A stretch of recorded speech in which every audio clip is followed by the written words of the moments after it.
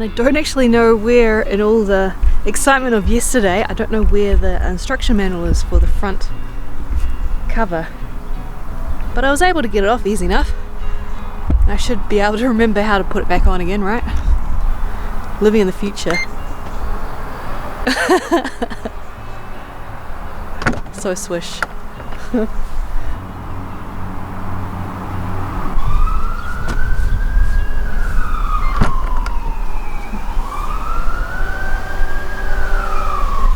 How cool is that?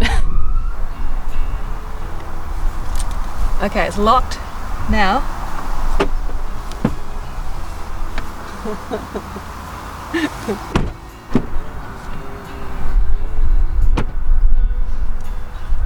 And what I've realized,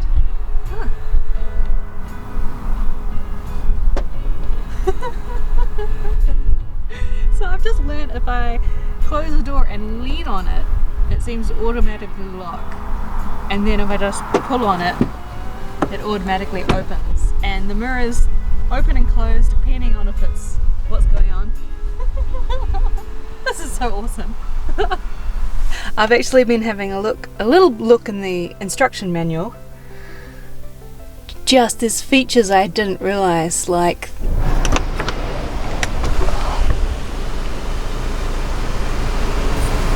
that I was not expecting.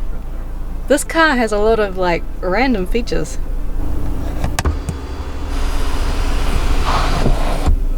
So what I found out yesterday is this seems to read the speed signs when you pass it, so it kind of gives you a reminder, which is great because I'm still learning the roads here. This I found super confusing when I first picked it up. So I put my foot on brake and then I push the sides to unlock, and then like that's in reverse, that's in drive, park. And this is my start stop for the car. Oh wow, I've got a navigation option. Oh well, I'll give the sat nav a go. This is, I feel like there is still plenty more for me to explore. Like there's cruise control, I've never used that before. Voice activation, a phone call option, volume changes. I've never been in a car like this. It's crazy amazing. Lots of buttons still that I have no idea what they do. But let's go to Ikea.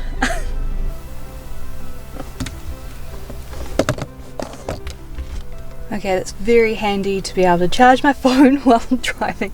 Simple things. My car, I think the USB is just broken, so, and they've got a nice little spot for the phone to sit. We made my first proper drive in the car, and I'm getting a feel for it.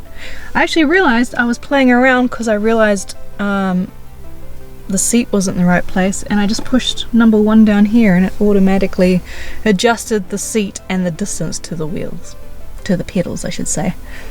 There's lots of fancy features, and the GPS was pretty smart. I'm gonna go into the settings and see if there's a setting for caravans, maybe.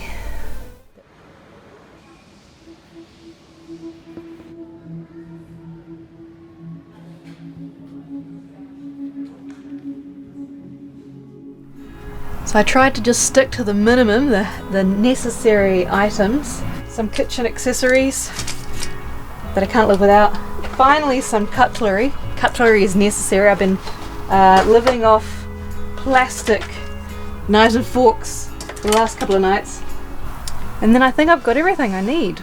I guess it'll take a couple more days for me to figure out, but it should be good. So we don't have Ikea in New Zealand yet. I think it's coming maybe a year. There might be one store. And I imagine everything's going to be crazy expensive. But Ikea is from Sweden, I think. And all the design, it's just nicely designed and it's cheap. It's what Kmart is starting to do now.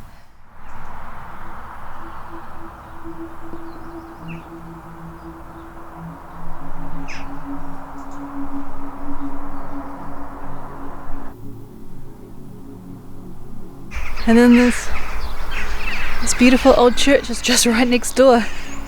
Things I'm guessing everyone in England takes for granted, but that's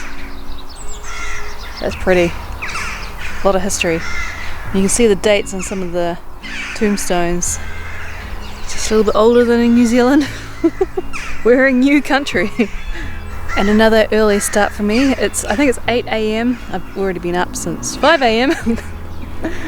So already, taken some beautiful photos of the sunrise and done a couple of hours of video editing, and then I thought I'd get out of the caravan and just go for a walk.